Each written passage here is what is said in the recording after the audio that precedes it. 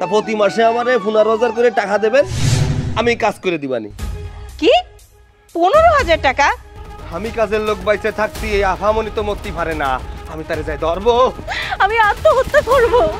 ওরে ওরে ওরে স্যার, ওরে কোনে বাড়ির লোকজন সবাই, ও স্যার, ও ম্যাডাম, তাড়াতাড়ি আসেন, এই আত্মহত্যা করে ফেলাই দিল। ওরে আমার মেয়েকে এই বাটুল সিমড়িটা কিটা? হ্যাঁ, এই সিমড়ি এর কথা করছে কিসের জন্য? যে আপনি আমার উপর যাতে রাগ না করে থাকেন। চুপ, তোর মুখ থেকে আমি কোনো কথা শুনতে চাই না। আমি কোনো কাজের লোক নই, আমি পেটের দায়ে ওই বাড়িতে আসিনি। আমি সম্ভ্রান্ত পরিবারের সন্তান, চৌধুরী গ্রুপ অফ ইন্ডাস্ট্রিজের মালিক আরাফ চৌধুরীর একমাত্র সন্তান সৈকত চৌধুরী।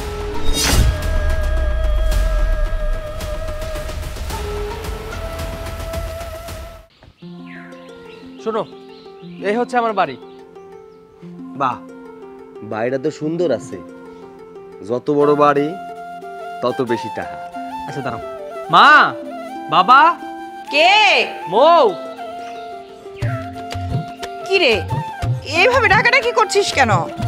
শোনো না মা, এই যে এই ছেলেটাকে আমাদের বাড়িতে নিয়ে আসছি কাজ করার জন্য।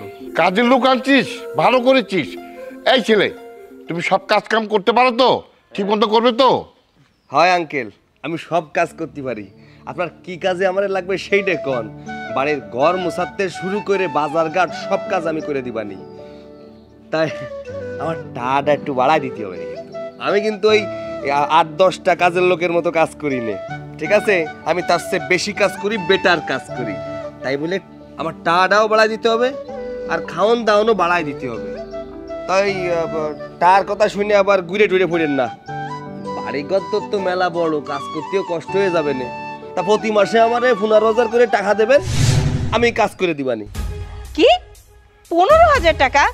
এই, তোকে 15,000 টাকা বেতন কে দিবে রে? হ্যাঁ, তুই এমন ভাবে কথা বলছিস মনে হচ্ছে তুই কোনো সরকারি চাকরি করতে আসছিস।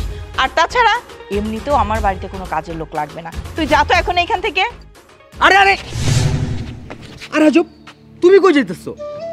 আমি কোনে যাচ্ছি মানে?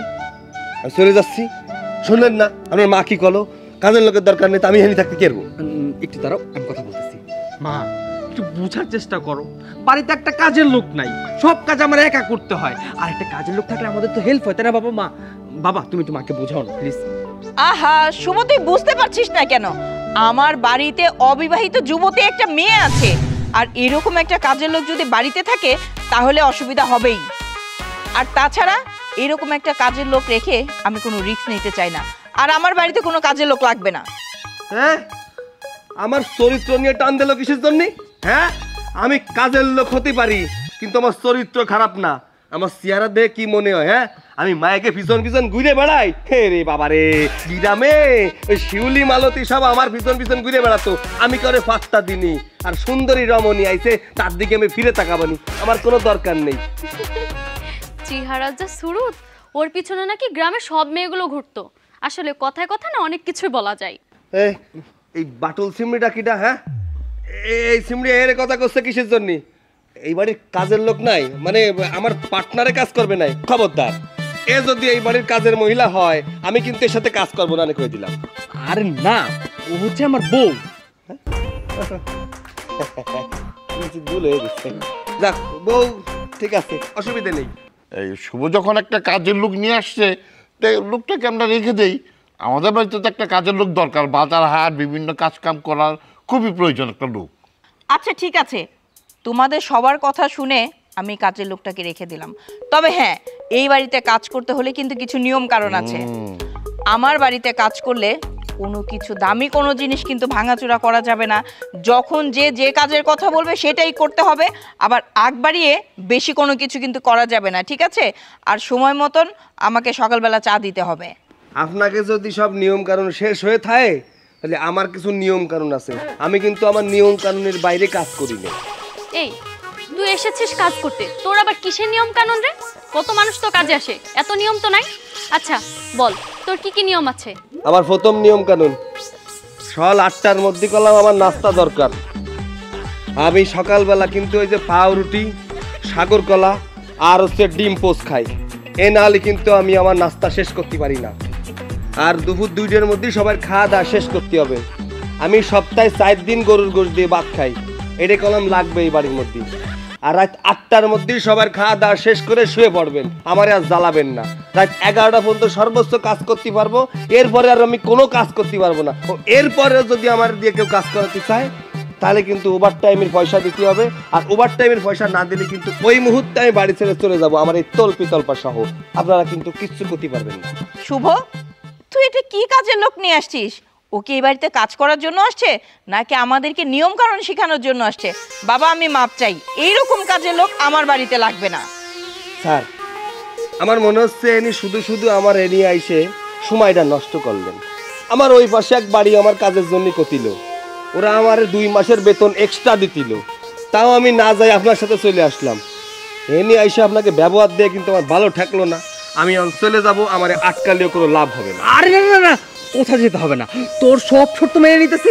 প্লিজ আর কথা বাড়ায়ও না, চল আমি তোর ঘর দেখে দিচ্ছি। চলেন। আম্মা, আপনার ছেলেটা কিন্তু এই ছেলেকে কাজে রেখে না অনেক বড় ভুল করলো। এটার জন্য না অনেক পস্তাতে হবে, আপনারা দেখে নিন। আরে বৌমা শোনো, আমাদের বাচ্চা একটা কাজের লোক দরকার, এর জন্য রেখে দিলাম। হ্যাঁ, খুব ভালো করছো, এই জন্য রেখে দিছো।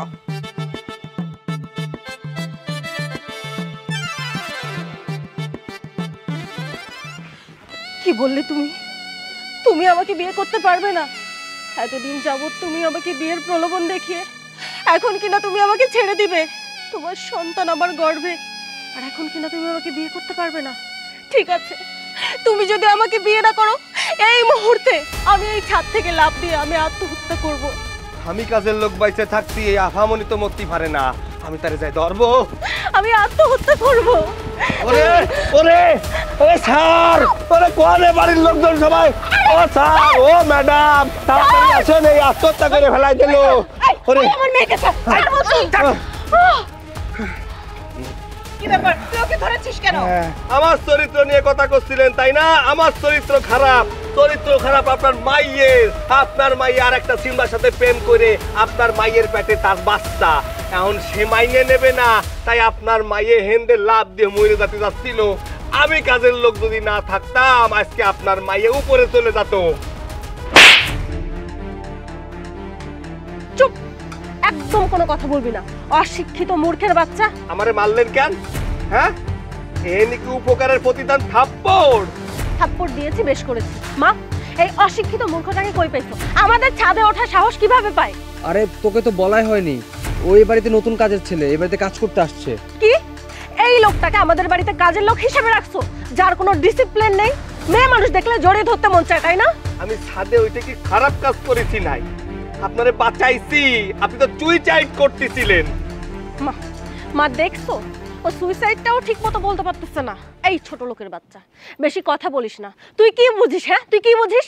আমি এখানে সুইসাইড করতেছিলাম নাকি টিকটক বানাচ্ছিলাম? ওইদিকে দেখ, ওইদিকে দেখ, ওখানে ক্যামেরা সেট করা আছে, আমি এখানে টিকটক বানাচ্ছিলাম, আর তুই এসে আমাকে জড়িয়ে ধরে আমার পুরো টিকটকটাই নষ্ট করে দিলি। আপনি টিকটক করছিলেন?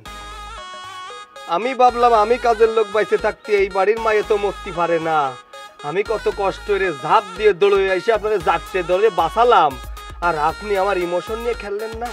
এই ছেলেই, তুই যে উপরে আসলি, এসেই যে আমার মেয়েটাকে এইভাবে জড়িয়ে ধরলি, জড়িয়ে ধরার আগে কি তুই একটা বার ভেবে চিন্তে ধরবি না? ম্যাডাম, আমি আপনার মায়ের কিন্তু এই ফিলিংসের জন্য জড়াই ধরিনি, আমি জড়াই ধরেছি শুধুমাত্র তারে বাঁচানোর জন্য। উল্টো পাল্টা চরিত্রে দাগ দেবেন না। যাই হোক, আপনারা কিন্তু এখন আমার নামটা জানেন না, আমার নামটা শুনবেন না সবাই? আমার তো ডাকতে হবে, কাজের লোক করে ডাকলে কেমন যেন প্রেস্টিজে ইস্যু লাগে। শোনেন, আমার নামটা হচ্ছে সলেমান খান, মানে এই বোম্বের একটা হিরো আছে সালমান খান, তা ওর সাথে তো আমার সাথে যায় না, তাই আমার এই নাম রাহিল সলেমান খান। মা, ভাইয়া, আমার কিন্তু অনেক বেশি বিরক্ত লাগতেছে, ওকে এক্ষুনি এখান থেকে সরাও। শোনো সুলাইমান খান, তুমি কিন্তু এক হিসেবে একটা কাজ ভালোই করছো। আসলে আমার বোনটা বুঝতে পারে নাই, না বুঝে তোমার গায়ে হাত দিয়ে ফেলছে, তুমি কিছু মনে করো না, কিন্তু তুমি যে কাজটা করছো একদম ঠিক কাজ করছো। এই সবার মধ্যে আপনার একটু অন্যরকম পাইছি, তাই বাড়ি খাইয়ে যাচ্ছি, নাহলে এখনই আমি going too fast as usual. দেখছো, দেখছো কত বড় মূর্খের বাচ্চা? মানে তোমরা না জেনে না শুনে দাগে দাগে বাড়ির মধ্যে রেখে দিলে, আমাকে এই যে হুট করে জড়িয়ে ধরলো। আশেপাশের লোক যদি জানতে পারে তাহলে আমাদের রেপুটেশন নষ্ট হয় না? আগে তো জানবা। আরেকটা কথা, এই ছেলেকে বলে দিও ও যেন কখনো আমার চোখের সামনে না পড়ে। ঠিক আছে, আমি ওকে বলে দিব। সহ্য লাগে যাকে তাকে সবসময় আসে। মা, আমার মনে হচ্ছে কি জানো, ছেলেটা এক হিসেবে ভালো কাজই করেছে, আর ছেলেটার মন মানসিকতা অনেক ভালো। সেটা কিন্তু বুঝতে পারে নাই যে আমার বোন ভিডিও বানাচ্ছিল, আর সে ভাবছে মেয়েটা মনে সত্যি সত্যি আত্মহত্যা করতে যাচ্ছিল, তার জন্য কিন্তু ছেলেটা এসে আমার বোনটার বাঁচাইছে। আমার মনে হয় ছেলেটা অনেক ভালো। হইছে, ছেলেটা অনেক ভালো। দেখা যাক কি হয়। চল চল। আচ্ছা ঠিক আছে, তুমি ওই জায়গায় থাকো, আমি আসতেছি। এই দাঁড়াও, শোনো, এবারে কাজের মানুষটাকে আমার একদম সুন্দর মনে হচ্ছে না। তোমার তো সন্দেহ লাগবেই, তোমার তো আমাকেই সন্দেহ লাগে আমি তোমার স্বামী কিনা। দেখো, মানুষকে এই ধরনের আজের সন্দেহ করা একদম বাদ দাও। এই কাজের লোকটা অনেক কষ্ট করে ম্যানেজ করে বাড়িতে নিয়ে আসছি। তোমার কি মনে আছে, তোমার এই ব্যবহারের জন্য, তোমার এই সমস্ত সন্দেহের জন্য এই বাড়ি থেকে এর আগে দুইটা কাজের লোক পালাইছে। এবার কাজের লোকটা যেন অন্তত থাকে, বুঝতে পারছো? আরে তুমি এভাবে রেগে যাচ্ছ কেন? আমি তো তোমাকে ভালো কথাই বলছি। ওই ছেলেটাকে কোনোভাবে মনে হচ্ছে না যে ওইটা কাজের ছেলে। আমার তো দেখে ওকে মনে হচ্ছে অনেক শিক্ষিত। আর শোনো, আমার কেন জানি মনে হচ্ছে ওই ছেলেটা আমাদের বাসায় কোনো একটা উদ্দেশ্য নিয়ে এসেছে, জানো? আরে দেখ, তুমি কি সব বলতেছো না? দেখো, ওই ছেলেটা কিন্তু ইচ্ছে করে এ বাড়িতে আসে নাই। ছেলেটা রাস্তা রাস্তায় ঘুরতেছিল, কাজ খুঁজতেছিল, আর আমারও কাজের লোকের দরকার ছিল, তার জন্য ওই ছেলেটার আমি এই বাড়িতে নিয়ে আসছি। দেখো, ওইসব আজার চিন্তা ভাবনা বাদ দাও, আমি এখন একটা কাজে যাইতেছি, আমার ডিস্টার্ব করো না। আর কাজের লোকের সাথে যেন কোনো রকম খারাপ ব্যবহার না করা হয়, বইলা দিয়ে গেলাম। আচ্ছা ঠিক আছে, আমি আর কিছু বলবো না। তোমার জায়গাটা না আমি কাজের ছেলেটাকে দিয়ে দেবো। এই একটা থাপ্পড়ে চাপা দাঁত সব ফেলাই দিব। এই আমি কি বলছি আমার জায়গা ওরে দিতে? হ্যাঁ, আমি বলছি ওর সাথে একটু ভালো ব্যবহার করবা, তাতেই তো হবে। খালি আজের কথা বলো। এই যাও, ভিতরে যাও, কাজ করে যাও। আমার তো এখন কোনো কথাই তোমার ভালো লাগবে না। যেদিন একটা অঘটন ঘটবে সেদিন দেখবে না সবাই পস্তাতে হবে। গেলাম আমি। যন্ত্রণা। কি হলো? চুপচাপ বসেই থাকবে? সে কখন থেকে বসে বসে কি ভাবছো বলো তো? কিছু একটা বলো, কি হয়েছে? না, তেমন কিছু হয়নি। ভাবতেছি আমার মেয়েটাকে নিয়ে। মেয়েটাকে নিয়ে? মেয়েটা আবার কি করেছে? না, কিছু করেনি। তো বড় হয়েছে না, ওর বিয়ে শাদী দেওয়াটা খুব প্রয়োজন। এই তুমি কি বলছো? আমার এতটুকু না একটা মেয়েকে তুমি বিয়ে দিতে চাচ্ছ? মানে আমার মেয়েটা কি কারো ঘাড়ের উপরে আছে? হ্যাঁ, শোনো, দেশের যে দিনকাল পড়ছে তাতে কোনো ভরসা পাওয়া যায় না। যত তাড়াতাড়ি বিয়ে দিয়ে দিবে তোর টেনশন মুক্ত থাকবে। তাই আমি ওর বিয়েটা দিয়ে টেনশন মুক্ত থাকতে চাই। খুব ভালো কথা, তুমি তাকে বিয়ে দিয়ে টেনশন মুক্ত হইতে চাও। আমার মেয়ের সাথে আগে কথা বলতে হবে, ও লেখাপড়াটা অন্তত শেষ হোক। তা কিছু না করেই তুমি আগে বিয়ের জন্য অস্থির হয়ে গেছো। শুনো, বিয়ে শাদী নিয়ে এখনই কোনো কথা নেই। আগে আমার মেয়ের লেখাপড়া শেষ হবে, তারপরে বিয়ে শাদী। আর বিয়ের পরও তো লেখাপড়া করতে পারবি। কি হয়েছে আম্মা? কি নিয়ে কথা বলছেন? আর বলো না, তোমার শ্বশুর মনির বিয়ের ব্যাপারে কথা বলছে। হ্যাঁ, ঠিকই তো বলেছে। মনি তো অনেক বড় হয়ে গিয়েছে। এক কাজ করুন না আম্মা, আমার চাচাতো ভাই যেটা বাইরে থাকে ওর সাথে বিয়েটা দিলে কেমন হয়? বৌমা, তুমি এসব কি কথাবার্তা বলছো? আমার মনির কি বিয়ের বয়স হয়েছে নাকি? তোমার শ্বশুর যেরকম পাগল হয়েছে, তুমিও তো তার সাথে সাথে পাগলের মতনই কথা বলছো। দেখো বৌমা, মনির বয়স হয়েছে, মনিকে আমি বিয়ে দিব, কিন্তু তোমার ভাইয়ের সাথে না। ও হ্যাঁ, তোমার ভাইকে বলে দিও তোমার ভাই যেন মনিকে দিয়ে স্বপ্ন না দেখে। বাবা, কি সব বলছেন? ওর সাথে বিয়ে দিলেও তো মনি অনেক সুখে থাকবে, আর তাছাড়াও অনেক ভালো স্যালারি পায়। মনিকে অনেক সুখে রাখবে ও। দেখো, আমি আত্মীয়ের মধ্যে আত্মীয় করতে চাই না। সবচেয়ে বড় কথা হলো আমি মনির জন্য পাত্র ঠিক করে রেখেছি। কি বললে তুমি? মনির জন্য তুমি পাত্র দেখে রেখেছো, অথচ আমি কিছুই জানি না? হ্যাঁ, আমি তোমাদেরকে বলিনি। সময় হোক তখন আমি সবাইকে বলে দিব। মনি কার সাথে বিয়ে ঠিক করেছে তখন দেখতে পারবে। সময় হলে আমাকে বলবে। তো তোমার সেই সময়টা কবে হবে শুনি? মনি কি শুধু তোমার একলার মেয়ে? মনি কি আমার মেয়ে না? তুমি তার জন্য কোন পাত্র ঠিক করে রেখেছো মনে মনে, সেটা তো জানার অধিকার আমারও আছে, তাই না? হ্যাঁ বাবা, আম্মা তো ঠিকই বলছে। আপনি মনিকে কার সাথে বিয়ে দিবেন এটা তো আমাদেরও একটা দেখার ব্যাপার আছে। দেখো, আমি কথা বাড়াতে চাচ্ছি না। মনির বিয়ে যত তাড়াতাড়ি পারি আমি ওকে বিয়ে দিয়ে দিব।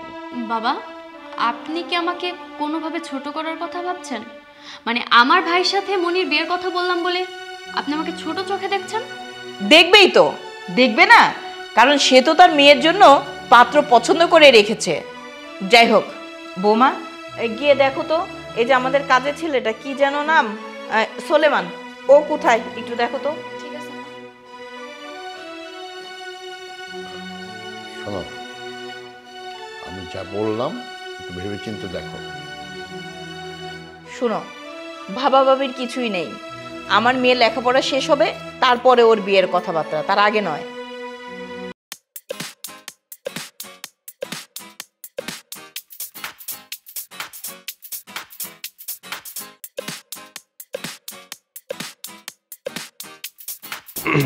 ছোট ম্যাডাম, সেদিনের ওই ব্যবহারের জন্যে আমি লজ্জিত। আমি আসলে বুঝতে পারিনি আপনি টিকটক করতিলেন, নিজের কাছে জমের খারাপ ঠেক দিল। তাই আপনার কাছে একটু মাপ সাথে আসলাম যে আপনি আমার উপর যাতে রাগ না করে থাকেন। চুপ, তোর মুখ থেকে আমি কোনো কথা শুনতে চাই না। এই, তোকে না আমি বলছিলাম তুই কখনো আমার চোখের সামনে আসবি না, আমার থেকে দূরে দূরে থাকবি? তারপরেও এখানে কেন এসেছিস? আর কি বললি? তুই আমাকে ইচ্ছা করে দিন জড়িয়ে ধরিসনি, তুই ইচ্ছে করেই আমাকে জড়িয়ে ধরছিস। তোদের মতো ছোট লোকদেরকে না আমার খুব ভালো করে চেনা আছে। যখনই দেখলি যে মালকিনের মেয়ে ওখানে দাঁড়িয়ে আছে, অন্য একটা অজুহাত বের করে আমাকে জড়িয়ে ধরলি। আপনি আজকেও আমার গালে থাপ্পড় মারলেন, আগের দিনও থাপ্পড় মারিলেন। কেন? গরিব মানুষ বলে কি আমার কোনো আত্মসম্মান বলতে কিছু নেই? শোনেন, আমি গরিব হতে পারি, আমার কিন্তু আত্মসম্মান বোধ আছে। এই যে থাপ্পড়টা আমারে মারলেন, কোনো কারণ থাকলে নয় মারতে পারতেন। আগের দিন না হয়তো আপনিও বুঝতে পারেননি তাই থাপ্পড় মারিছেন, আমিও বুঝতে পারিনি তাই থাপ্পড় খাইছি। আজকে তো আমি মাপ সাথে আইলাম, আপনি আমারে তাও থাপ্পড় মারলেন। যাই হোক, আসলে সত্যি কথা কি, এই পৃথিবীতে সত্যি কথার কোনো বাত নেই। যারা মিথ্যে কথা কয় তাকে কথার বাত আছে, আর আমরা যারা সত্যি কথা কই, এই সত্যিবাদীকে সত্যি কোনো বাত হয় না। এই শোন, তুই না আমাকে তোর লেকচার দিস না। তোর লেকচার শোনার জন্য আমি এখানে দাঁড়িয়ে নেই। এখানে আমি একটা ইম্পর্টেন্ট কাজ করছিলাম, এসে আমার কাজটাও নষ্ট করলি আর উল্টে আমাকে লেকচার দেওয়া শুরু করলি। নিজেকে কি মনে করিস? অনেক শিক্ষিত মনে করিস নাকি নিজেকে অনেক বুদ্ধিমান মনে করিস? শোন, তোদের মতো ছোট লোক মূর্খ গ্রামের খ্যাপদেরকে না আমার খুব ভালো করে চেনা আছে। তোরা সবসময় এরকম অজুহাত বের করিস, সুযোগ খুঁজিস আর মেয়েদেরকে জড়িয়ে ধরিস। শোনেন ম্যাডাম, আমি গ্রামের খ্যাত হতে পারি, কিন্তু মানুষের সম্মান করতে জানি। মায়ের সম্মান আমাদের মেলা বড়। আপনার আমি বাঁচাতে চাইলাম, আমি আপনার ইচ্ছের জাইপটে ধরিলাম না। আমি আবারও করছি, আমার যদি জাইপটে ধরার ইচ্ছে থাকতো তাহলে অন্য বাহানায় আমি আপনারে জাইপটে ধরতাম, কিন্তু আমি বুঝতে পারিনি আপনি টিকটক করতিলেন। যদি জানতাম তাহলে আপনার দিক ফিরেও তাকাতাম না। আমি চলে যাচ্ছি। জাস্ট অসহ্য লাগে। যা করেছিস না একদম ঠিকই করেছিস। এখানে আমি হলে না আর দুইটা থাপ্পড় কষিয়ে ধরে দিতাম। আমি একটা কথা বুঝলাম না, সামান্য একজন কাজের ছেলেকে নিয়ে এত মাথামাতি করার কি আছে? তোর ভাই না এবার একটু বেশি বেশি করে ফেলছে। ঠিক বলছো ভাবি, আমার সবার উপর প্রচুর বিরক্ত লাগতেছে। এই কাজের লোকটাকে নিয়ে এত বেশি মাতামাতি করতেছে, আর ও তো সুযোগ পেয়ে সবাইকে পেয়ে বসছে। সারাটাক্ষণ অজুহাত খুঁজবে। আর তুমি দেখছো সব সময় আমার পিছনে পিছনে ঘোরাফেরা করে, আমার সাথে কিভাবে কথা বলবে, কিভাবে আমার কাছে আসবে। আমার এই লোকটাকে কেমন জানি সন্দেহ হয়। সন্দেহ তো আমারও হয়। মানবে কি করে? ভাইয়াই তো এই লোকটাকে এই বাড়িতে নিয়ে এসেছে, আর ওই লোকটাকে যদি কেউ কিছু বলে তাহলে ভাইয়া ওর হয়ে প্রতিবাদ করবে। সবকিছুর জন্য ভাইয়া দায়ী। তুমি ভাইকে কিছু বলতে পারো না? কিন্তু তোর ভাই তো আমার কোনো কথাই শুনছে না, উল্টো আমাকে বকাঝকা করছে। বুঝতে পেরেছি, ভাইয়াকে দিয়ে কিচ্ছু করানো যাবে না। যা করার আমাদেরই করতে হবে, আর যত তাড়াতাড়ি সম্ভব এই কাজের লোকটাকে আমাদের বাসা থেকে বের করতে হবে। শোনো ভাবি, আজকে রাতেই তুমি আমি মিলে একটা প্ল্যান করব। প্ল্যান করে এই লোকটাকে এই বাসা থেকে তাড়াবো। না না বাবা, ভুলেও না। যদি এমনটা করিস, তোর ভাইয়া যদি জানতে পারে তাহলে আমাদের দুজনকে মার খাওয়া লাগবে। ভাবি এত ভয় পাচ্ছ কেন? ভাইয়া কিচ্ছু টের পাবে না। আমি তোমাকে বলছি, আমি সুন্দর একটা প্ল্যান বের করব। আমি তোমাকে বলছি, আমি সুন্দর একটা প্ল্যান বের করব, ভাইয়া কিচ্ছু টের পাবে না, আর ও বাড়িতেও থাকতে পারবে না। আচ্ছা চল, সন্ধ্যা হয়ে আসছে। চল মা, তুমি কি ওই কাজের লোকটাকে বাড়ি থেকে বের করবা? ওকে কিন্তু আমার একদম সুবিধার মনে হচ্ছে না, আর ওকে আমার একদম সহ্য হচ্ছে না। আচ্ছা, ওই কাজের লোকের পিছনে কেন লাগলি বলতো? শোন, তোর বাবার এখন বয়স হয়েছে, আর তাছাড়া শুভ অফিসে যায়, ওর কত কাজ কাম থাকে। এই সংসারের এত কাজ কে করবে বল? আমি যাব বাজার করতে, না তুই যাবি? মা, আমি তোমাকে একবারও বলিনি যে এই বাড়িতে কাজের লোক রাখা যাবে না। আমি তোমাকে বলেছি ওকে এই বাড়িতে রাখা যাবে না। এই চা গরম নিজেই রাতে বানাইছি, 2 কাপ চা আর বিস্কুট তো দোকান থেকে কিনে নিয়ে আইছি, একদম স্বাদের। আপনি আপামনি খাইয়ে ফেলান, একদম সমস্ত রাগ টাক পানি হয়ে যাবে। এই যে ম্যাডাম, বড় ম্যাডাম, চা খান। এই, তোকে এখানে কে চা আনতে বলেছে? এতদিন যাবত এই বাড়িতে থাকার পরেও কি কোনো ডিসিপ্লিন শিখিসনি তুই? একটা রুমে প্রবেশ করার আগে যে নক করতে হয় সেটাও তুই জানিস না। আর এখানে কি শুরু করছিস? এটা কি রেল স্টেশন, বাস স্টেশন পাইছিস যেখানে চা গরম করে চিল্লাচ্ছিস? ছোট ম্যাডাম শোনেন, আমি তো এটাকে হকারি করতে আসি নাই। শুনেন হকারি কেমনে করে জানেন? আমি জানি কিন্তু হকারি কেমনে করে। এই যে সম্মানিত যাত্রী সাধারণ চুপচাপ বসে আছেন, আমার চাটা খায় নেন, কিন্তু আমি কিন্তু এটা কই নাই। আমি কি কইছি, এই যে ছোট ম্যাডাম, বড় ম্যাডাম, আমার বানানো চাটা খায় নেন। এটা হচ্ছে আন্তরিকতা। আপনি হচ্ছেন এই বাড়ির ছোট মালকিন, আর এই যে বড় ম্যাডাম হইতেছে এই বাড়ির বড় মালকিন। আপনাকে সেবা করাই আমার দায়িত্ব। এর জন্য আপনার জন্য চা নিয়ে এসেছি, দয়া করে চাটা খান, আমার উদ্ধার করেন। শোন, তোর চা তুই খা, তোর চা আমার খাওয়ার কোনো দরকার নেই। তুই কি চিন্তা করেছিস আমার সেবা করে তুই আমার মন গলানোর চেষ্টা করছিস? পাবি না, কারণ আমি তোদের মতো ছোট লোকদেরকে খুব ভালো করেই চিনি। নাই, আপনার মধ্যে নাই। বড় ম্যাডাম, ছোট ম্যাডামের মধ্যেই রসকস বলতে কিন্তু কিচ্ছু নাই, মানে মুখে মধু, যা কয় তাই কর্কশ ভাষায়। জন্মের সময় একটু মধু খাওয়ালে তো ভালো। আচ্ছা বড় ম্যাডাম, ছোট ম্যাডামের চা খাতি হবে না, আপনি একটু চাটা মুখে দিয়ে কন দি, পুদিনা পাতার চা কিরাম হয়েছে? আসলেই তো চাটা অনেক মজা হয়েছে। এই তুই চাটা খা না, আসলেই চাটা অনেক মজা হয়েছে। তোমার খেতে ইচ্ছা করছে, তুমি খাও, আমার খাওয়ার কোনো প্রয়োজন নেই। ও এখানে নাটক শুরু করছে আর তুমি ওর সঙ্গে সঙ্গে সম্মতি দিচ্ছ। বাহ, দেখছেন আপনার মা খাইয়ে করছে, চাটা মজা হয়েছে। আপনি একটু খান, খাইয়ে দেন, অনেক মজা লাগবে নে, আর আপনার মাথাটাও ঠান্ডা হয়ে যাবে না। নেন। এই শোন, তোর চা তুই খা, তোর চা আমার খাওয়ার কোনো দরকার নেই। আমাকে ফার্দার কখনো ডিস্টার্ব করবি না। আদা লেবু চা খেয়ে যান। এই শোন, তোকে আমি বলছি কি, তুই না খুব বেশি একটা আমার মেয়ের আশেপাশে থাকবি না। ও তোকে আসলে পছন্দ করে না, ঠিক আছে? কিছুদিন যাক, তারপরে না হয় তুই ওর সাথে কথা বলার চেষ্টা করিস। এখন যা তো যা, ওর মাথা গরম হয়ে আছে।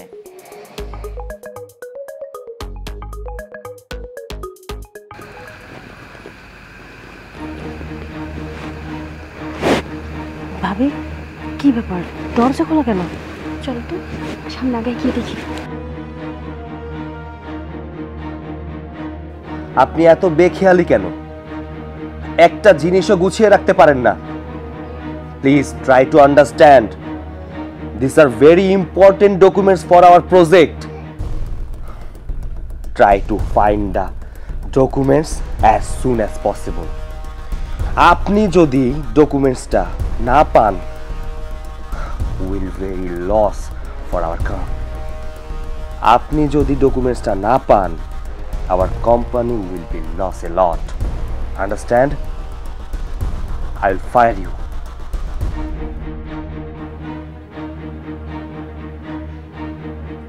Bye.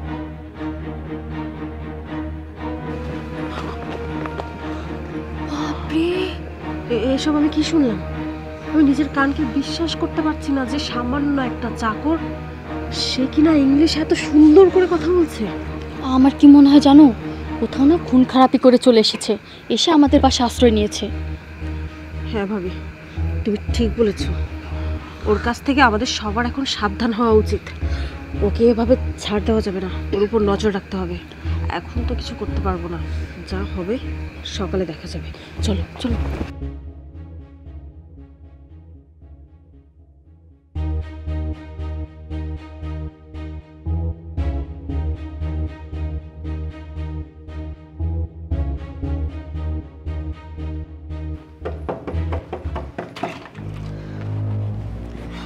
তুমি চলে এসেছো? হ্যাঁ।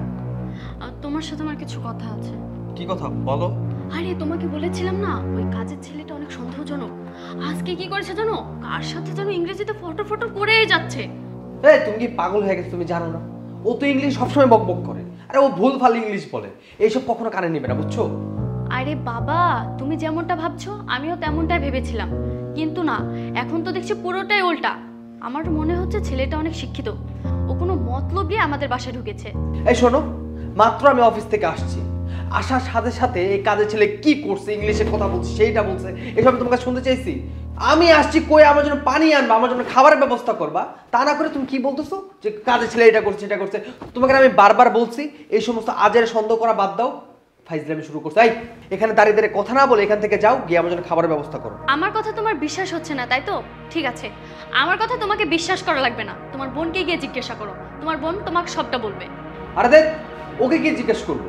আর ও তো সেম তোমার মতো, কাজের ছেলেটাকে সহ্যই করতে পারে না, সবসময় চিন্তা ভাবনা থাকে কিভাবে বাড়ি থেকে বের করবে। তোমাদের দুইজনে কারোর সাথে আমি কোনো কথা বলতে চাচ্ছি না।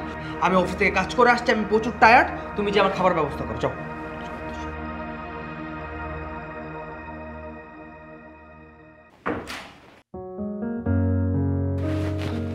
ও আচ্ছা শোনো, এখানে 50,000 টাকা আছে, এই টাকা করে তোমার কাছে যত্ন সহকারে রেখে দাও, কালকে সকালে অফিসে জমা দিতে হবে।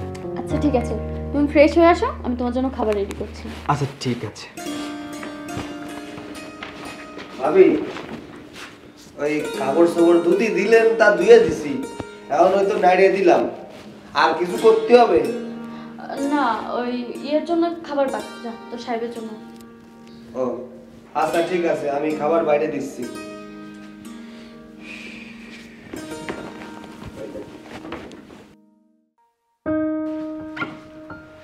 মৌ,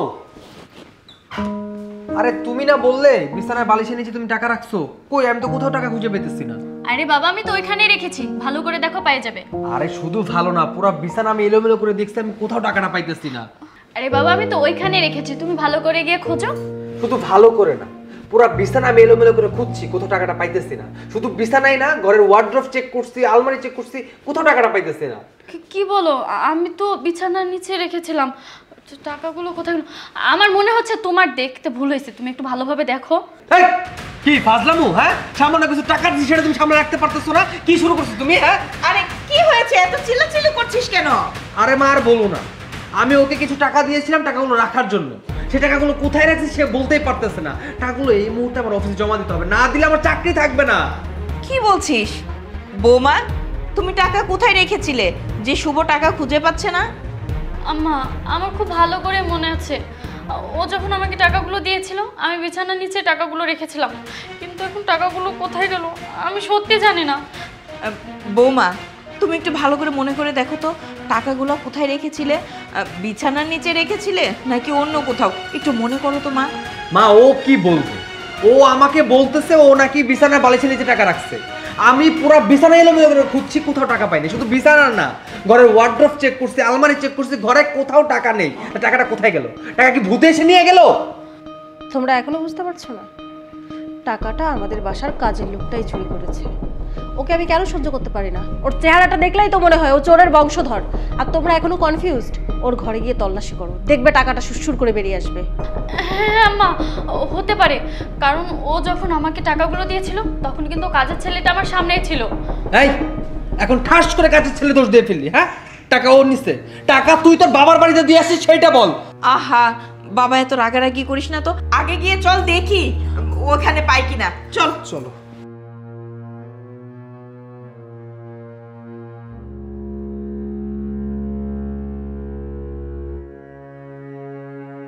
দরজা তো তালা দেওয়া। মানে কি? আমি আগেই বলেছিলাম যে এই ছেলেটাকে দেখে আমার ভালো মনে হচ্ছে না, নিশ্চয়ই একটা দুর্ঘটনা ঘটাবে। ঠিক সেটাই হলো, আমার কথাটাই সত্য হলো। শেষ পর্যন্ত ও তোর অফিস থেকে টাকা আনছে, সেই টাকাগুলো নিয়ে পালালো। মা, আমার না বিশ্বাস হচ্ছে না যে সুলেমান টাকাটা চুরি করেছে। দেখো ও কিন্তু অনেকদিন যাবত আমাদের এই বাড়িতে কাজ করতেছে, কই কখনো তো দেখিনি ওর ভিতরে এমন কোনো কাজ। মা, আমার মনে হচ্ছে কি আমাদের সবার একটা ভুল হইতেছে। দেখ ভাইয়া, সোলেমান যদি এই টাকাটা নিয়ে না থাকে তাহলে এই টাকাটা কে নেবে? ও ছাড়া বাইরের লোক এই বাড়িতে আর কেউ নেই। যদি এই টাকাটা কেউ নিয়ে থাকে সেই ব্যক্তি হচ্ছে সোলেমান। আর তাছাড়াও ওর প্রতি আমাদের সবারই আগে থেকে সন্দেহ ছিল। তুই জানিস ও ইংলিশে কার সঙ্গে যেন খুব সুন্দর করে কথা বলছিল। সেদিন আমি পুরোপুরিভাবে ক্লিয়ার হয়ে গেছি, ওর মতলব খুবই খারাপ, আর এই বাড়ি থেকে খুব বড় একটা দান মেরে তারপর পালিয়ে যাবে। আর ঠিক সেটাই হলো আজকে। হ্যাঁ, ও তো একদম ঠিক কথাই বলেছে। আমাদের বাড়িতে তো কোনো বাইরের লোক নেই, একমাত্র সোলেমান ছাড়া ওই এই টাকাগুলো নিয়ে পালিয়েছে। দেখো শোভন মা, না জেনে কাউকে দোষারোপ করাটা ঠিক হবে না। সুলেমান যে নিয়েছে তার কোনো প্রমাণ আছে বলো? দেখুন বাবা, আপনার ছেলে যখন আমাকে সকালে টাকা দিয়েছিল তখন সুলেমান ওইখানেই ছিল। তার মানে যদি চুরি করে তাহলে কে করতে পারে? শোনো বৌমা, একটু চিন্তা করে দেখো না, টাকাটা পুরো অন্য কোথাও রেখেছো কিনা। হ্যাঁ, বাবা একদম ঠিক কথাই বলছে। আমার কি মনে হচ্ছে জানো, তুমি টাকাটা কোথায় রেখেছো সেটা তুমিই জানো না। টাকাটা রাখছো এক জায়গায় আর তুমি দোষ দিচ্ছ আমাদের সোলেমান। আর তাই বলছি, তুমি ভেবে দেখো টাকাটা কোথায় রাখছো। এমন তো হতে পারে যে তুমি রাখছো অন্য কোথাও, পরবর্তীতে মনে পড়ে গেছে। আরে না, আমি টাকাটা বিছানার নিচে রেখেছিলাম, আমার খুব ভালো করে মনে আছে। টাকাগুলো ওখানে থাকবে কি করে বৌমা? টাকাগুলো তো এতক্ষণে অন্য আরেকজনের হাতে চলে গেছে। আমরা এখানে দাঁড়িয়ে দাঁড়িয়ে শুধু শুধু চিন্তা করছি। আমাদের অবশ্যই একটা কিছু ব্যবস্থা নেওয়া উচিত। হ্যাঁ মা, তুমি ঠিক কথাই বলেছো। যেহেতু আমাদের বাসা থেকে এতগুলো টাকা হারিয়ে গেছে, আমাদের থানায় যাওয়া উচিত, পুলিশকে বলা উচিত, আর সোলেমানকে খোঁজা উচিত। কি বলছো তোমরা? এই সামান্য কিছু টাকার জন্য এই পুলিশের কাছে দৌড়াদৌড়ি করবে, এটা কি হয় বলো? এই সামান্য কিছু টাকা বলছিস কেন? 50,000 টাকা তোর কাছে কি সামান্য মনে হলো? হ্যাঁ, তোর অফিসে এই টাকা বুঝিয়ে দেওয়া লাগবে না? মা দেখো, পুলিশের কাছে গিয়ে কেস করা কোনো ব্যাপার না, আমরা গেলে কিন্তু যেতেই পারি। কিন্তু আসলে হইতেছে কি, টাকাটা সত্যি ও নিছে কিনা, ওর কাছে আছে কিনা, যদি সেটা প্রমাণ না হয় তাহলে তো পরবর্তীতে আমরা ফেসে যাবো। আর কথা হইতেছে মা, এটা কিন্তু আমাদের পরিবারের একটা সম্মান। যদি বাইরের মানুষজন জানাজানি হয় তাহলে বুঝতে পারতেছো আমাদের সম্মান কোথায় যাবে। শুভ কথাটা ঠিকই বলেছে, আমাদের হাতে তো কোনো প্রমাণ নেই। যদি সুলেমান টাকাটা না নিয়ে থাকে, তার বিরুদ্ধে যদি আমরা কিছু করতে যাই, তাহলে তো আমরাই বিপদে পড়ে যাব। শোনো, তুমি বেশি কথা বলো না। আমার ছেলে যেটা বলেছে সেটাই হবে। ও পুলিশের কাছে যাবে এবং ওর নামে মামলা পর্যন্ত করবে। কি হলো, তুমি এখন এভাবে দাঁড়িয়ে আছো কেন? মা কি বললো শোনো নাই? তুমি এক্ষুনি পুলিশের কাছে যাও। শুভ, আমি বলছিলাম কি, আজকে রাত্রেটুকু আমরা দেখি, কালকে সকালে আমরা একটা ব্যবস্থা নিব, তখন না হয় আমরা থানায় যাওয়ার নামে একটা কেস করে দিব। হ্যাঁ বাবা, তুমি একদম ঠিক কথাই বলেছো। রাত যেহেতু অনেক হয়ে গেছে, এখন আর ঝামেলা করার দরকার নেই, বরঞ্চ আমরা কালকে সকালে একটা ব্যবস্থা করবো। হ্যাঁ, ওইটাই ভালো। হ্যাঁ মনি, চল আই চলো। মা, অনেক সময় পার হয়ে গেছে, আর এভাবে বসে থাকলে চলবে না, এক্ষুনি থানায় যেতে হবে। হ্যাঁ চল, সেটাই করি আমরা, চল। ওই যে চলে আসছে। কি হয়েছে? সল সল আপনারা বাড়ির সামনে দাঁড়ায় গোল মিটিং শুরু করে দিচ্ছেন, কোনো সমস্যা হয়েছে নাই? হ্যাঁ সমস্যা। কাল সারা রাত তুই কোথায় ছিলি? ওই আমার এক বন্ধু রমেশ, ও জন্মদিন ছিল। আমি তার জন্মদিন খুব একটা পছন্দ করিনি, কিন্তু জোর এরে আমারে কইছে তোর আসতেই হবে। রাত্রি আর ছাড়লো না, এই জন্য সকাল সকাল চলে আসলাম। এবার বুঝতে পেরেছি টাকাটা আসলে কোথায় গেছে। তুই তাহলে টাকাটা নিয়ে তোর বন্ধুর বার্থডেতে গিয়েছিলিস, তাই না? টাকা চুরি? টাকা চুরি কি রে হইছে? হ্যাঁ, টাকা চুরি হয়ে গেছে। গতকাল যখন তোর ভাই আমাকে টাকাগুলো দিল তখন তুই ওখানে ছিলি। আমার টাকাগুলো চুরি হয়ে গেছে, তার মানে তুই নিয়েছিস। টাকাগুলো ভালোই ভালো ফিরিয়ে দে। আপনারা আমারে চোর বানাচ্ছেন? আমি টাকা চোর? বিশ্বাস করেন, আমি কোনো টাকা পয়সা দেখিনি।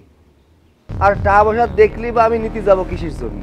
কারণ আমি তো এই বাড়ি কাজ করে বেতন পাই, আমার বেতন ফালেই হচ্ছে। শুধু শুধু টাকা নিয়ে আমি করবোটা কি? আর তাছাড়া আমি যদি টাকা নিতামও, তাহলে কি আমি বাড়ি ফিরে আসতাম? আমি তো চলে যেতাম ওই টাকা নিয়ে। তাহলে আপনারা কি কারণে আমারে চোর করছেন কন্দি?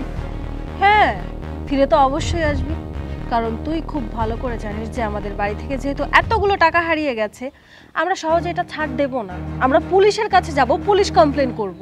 আর এটা তুই বুঝতে পেরে তাড়াতাড়ি সকালবেলায় বাসায় চলে আসলি।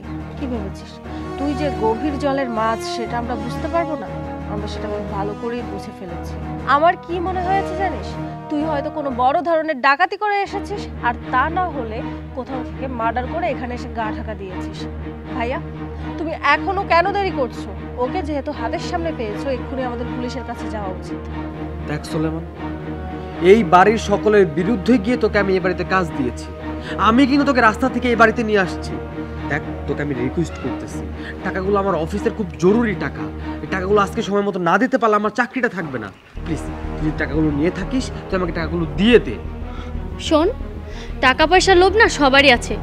তোকে একটা কথা বলছি, তুই আমাদের টাকাগুলো ফিরিয়ে দে। হ্যাঁ, বৌমা একদম ঠিক কথা বলেছে। তুই টাকাগুলো নিয়েছিস, ওগুলো ফিরিয়ে দে। আর তা যদি না দিস না, তাহলে এর ফলাফল অনেক খারাপ হবে। বাবা সুলেমান, শোন, আমার ছেলে যেটা বলছে, তুই যদি টাকাগুলো নিয়ে থাকিস দিয়ে দে। আমি জানি তুই ভালো ছেলে, প্লিজ দিয়ে দে, ওর খুব প্রয়োজন টাকাগুলো। বুঝতে পেরেছি, আমরা সবাই তোর সঙ্গে খুব ভদ্র ভাষায় কথা বলছি তো, এই জন্য তোর কানে কথাগুলো ঢুকছে না। তুই সহজে টাকাগুলো দিবি না। ভাইয়া, ওর সঙ্গে আর একটা কথা বাড়িয়েও লাভ নেই। আমরা এক্ষুনি পুলিশের কাছে যাব আর ওকে পুলিশের কাছে নিয়ে যাব, তারপর বুঝবে কত ধানে কত চাল। মানুষের টাকা চুরি করা। বিশ্বাস করেন, আমি টাকা পয়সা নিইনি। আমি আগেও করছি, এখনও করছি। আমি যদি টাকা পয়সা নিয়ে থাকতাম তাহলে এই বাড়ি আর কোনোদিন ফিরে আসতাম না। আমার এত টাকার কোনো দরকার নেই। শুধু শুধু আমারে ভুল বুঝেন না, মিথ্যে অপবাদ দিয়েন না। এই চুপ, কোনো কথা বলবি না তুই। তোকে দেখে একবারও মনে হয়নি যে তুই এই বাড়ির কাজের লোক। হ্যাঁ ছোট ম্যাডাম, আপনি ঠিকই বলেছেন, আমি কোনো কাজের লোক নই। আমি পেটের দায়ে ওই বাড়িতে আসিনি। আমি সম্ভ্রান্ত পরিবারের সন্তান, চৌধুরী গ্রুপ অফ ইন্ডাস্ট্রিজের মালিক আরাফ চৌধুরীর একমাত্র সন্তান সৈকত চৌধুরী। আমি এখানে এসেছিলাম আপনার জন্য। সাইফুল, তুই যাই বলিস না কেন, গ্রামটা আমার কাছে সত্যি অনেক সুন্দর লাগছে। এত সুন্দর গ্রাম, এত সুন্দর পরিবেশ, আসলে শহরে থাকলে না বোঝাই যায় না। আসলে গ্রামটা অনেক সুন্দর। আচ্ছা, সুন্দর গ্রামে কিছুদিন থেকে যান না ভাই? থাকবো, থাকতে হলে তো কিছুর প্রয়োজন হয়। প্রয়োজনটা তো মনে হয় পেয়ে গেছি রে। আচ্ছা, এই মেয়েটা কে রে? শিকদার সাহেবের মাইয়া। শিকদার সাহেবের মেয়ে? বিয়ে দিছে নাকি? না ভাই, ওই বড়লোক ঘর থেকে বহুত বিয়ে হয়। মাইয়া খুব শখ, সে গরিব ঘরে বিয়ে করবো। বড়লোক পোলা এখন পছন্দ করে না। তাহলে প্ল্যানটা করাই যাক। আমি সেদিন ভেবেছিলাম এই মেয়েটা হয়তো অনেক ভালো মনের মানুষ, মানুষের বিপদে এগিয়ে আসে, যেটা আমি সবসময় চাইতাম। আমি এমন একটা মেয়েকে বিয়ে করতে চাইতাম যে মানুষটা প্রতিটা মানুষকে মানুষ হিসেবে মূল্যায়ন করে, তার টাকা পয়সা দেখে তাকে মূল্যায়ন না। কিন্তু আমার এটা জানা ছিল না, প্রতিটা মানুষের মুখের আড়ালে একটা মুখোশ থাকে, বাইরে এক, ভিতরে আর এক। আমি চেষ্টা করেছিলাম অনেকবার তাকে ভালোবাসি কথাটা বলা, কিন্তু তার ব্যবহারে আমি বুঝতে পেরেছিলাম তাকে নিয়ে হয়তো সংসার করা কখনোই সম্ভব হবে না। নিজেকে রিভিল করার অনেক চেষ্টা করেছিলাম, বাট আফসোস আপনাদের সামনে নিজেকে রিভিল করার প্রয়োজন মনে করিনি। আজ মনে করছি আপনাদের ব্যবহারের কারণে। আমি সেদিন ভেবেছিলাম আমি যদি এই অবস্থায় আমার পরিচয়টা আপনাদেরকে দিয়ে দেই তাহলে হয়তো আপনারা বিয়ের জন্য রাজি হয়েই যাবেন। কিন্তু আমি চেয়েছিলাম এমন একটা মানুষ, যে মানুষটা শুধুমাত্র টাকা পয়সা নয়, মানুষকে ভালোবাসবে, তার মনুষ্যত্বকে ভালোবাসবে, তার আচার ব্যবহারকে ভালোবাসবে। বাট আপনারা কাজের লোকের সাথে যেমন ব্যবহার করেন, একটা রাস্তার কুকুরের সাথেও কেউ এমন ব্যবহার করে না। মনি, আমি আপনাকে চিনতে ভুল করে ফেলেছিলাম, তাই আমার শুধু শুধু সময়গুলোই নষ্ট হলো। ঠিক আছে, আপনারা ভালো থাকবেন। আসছি, ভালো থাকবে। কিন্তু মা, আমি একটা জিনিস বুঝতে পারতেছি, ও যদি টাকাগুলো না নিয়ে থাকে তাহলে আমার 50,000 টাকা কোথায় গেল? আমি তোমাকে সবটা বলছি, আমাদের টাকাটা চুরি হয়নি। আমি আর মনি মিলে টাকাটা সরিয়েছি, যাতে কাজের ছেলেটাকে তুমি ঘাট ধরে বাসা থেকে বের করে দাও। কি এত বড় মিথ্যা কথা? তোমরা দুজন মিলে প্ল্যান করে এই ছেলেটাকে এই বাড়ি থেকে তাড়ানোর জন্য ওর নামে এত বড় একটা মিথ্যা অপবাদ দিয়েছো? হ্যাঁ মা, আসলে ওকে আমার সহ্য হচ্ছিল না। যেদিন প্রথম ওর সঙ্গে আমার দেখা হয়, ছাদে কেউ আমাকে জড়িয়ে ধরেছিল। তারপর থেকে আমি এটা কিছুতেই মেনে নিতে পারতাম না যে সামান্য একটা কাজের লোক হয়ে কেন আমাকে টাচ করলো, যার কারণে অহংকারের বশে আমি এই কাজগুলো করে ফেলেছি ভাবিকে নিয়ে, কিন্তু আমি সত্যি বুঝতে পারিনি মা। তাই বলে এত বড় একটা নোংরা খেলা খেলবা তোমরা ওর সাথে? ছি! এই মুহূর্তে তুই যদি আমার ঘরে থাকতি না, থাপ্পড় থাপ্পড় দাঁত ফেলে দিতাম। বাবা মার সামনে বললে দেখে বেঁচে দিবি। এই তুই ওর সাথে এত বড় অন্যায়টা কিভাবে করলি? তোদের যদি এত সমস্যা হতো তোরা আমাকে বলতি, আমি এই ছেলেটাকে বাড়ি থেকে বের করে দিতাম। কিন্তু ছেলেটার উপর একটা মিথ্যা দোষ চাপিয়ে ছেলেটাকে বাড়ি থেকে বের করলি। চল ঘরে চল, বাকি ইতিহাস তোকে পরে দেখাবো।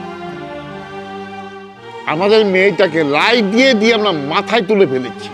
হ্যাঁ, তোর জন্য এই ছেলেটা বাড়ি থেকে চলে গেল। আমার প্রথমেই সন্দেহ হয়েছিল যে এই ছেলেটা আসলে কাজের লোকটা, ভালো বংশের একটা ছেলে। শুধু তোর জন্য আজকে দুর্গতি হলো।